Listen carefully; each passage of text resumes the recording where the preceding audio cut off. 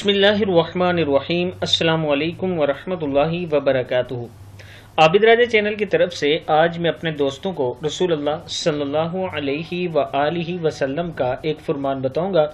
اس سے پہلے میں اپنے تمام دوستوں سے گزارش کروں گا کہ اسے آپ نے آگے ضرور شیئر کرنا ہے۔ تو شروع کرتے ہیں۔ بسم اللہ الرحمن الرحیم۔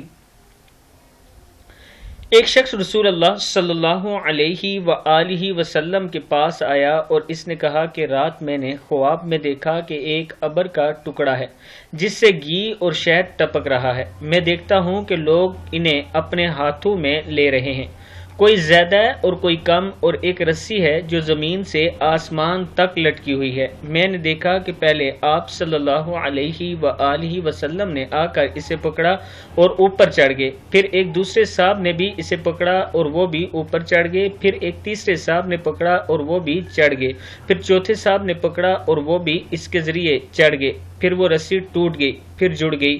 حضرت ابو بکر صدیق رضی اللہ تعالی عنہ نے عرض کی، یا رسول اللہ صلی اللہ علیہ وآلہ وسلم، میرے ماں باپ آپ پر فدا ہوں، مجھے اجازت دیجیے میں اس کی تعبیر بیان کر دوں۔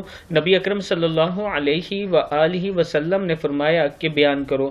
انہوں نے کہا، سائے سے مراد دین اسلام ہے، اور شہد اور گھی ٹپک رہا تھا وہ قرآن مجید کی شیرینی ہے، اور بعض قرآن کو زیادہ حاصل کرنے والے ہیں، بعض کم، اور آسمان سے زمین تک کی رسی سے مراد وہ سچا طریقہ ہے جس پر آپ صلی اللہ علیہ وآلہ وسلم قائم ہیں۔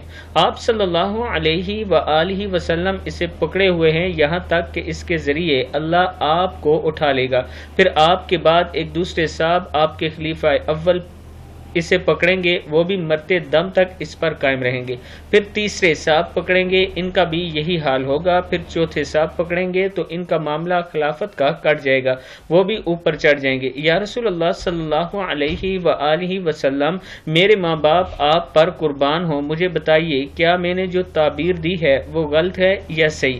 نبی اکرم صلی اللہ علیہ وآلہ وسلم نے فرمایا کہ بعض حصے کی صحیح تعبیر دی اور بعض کی غلط۔ حضرت ابو بکر صدیق رضی اللہ تعالی عنہ نے عرض کی، پس واللہ آپ میری غلطی کو ظاہر فرما دیں۔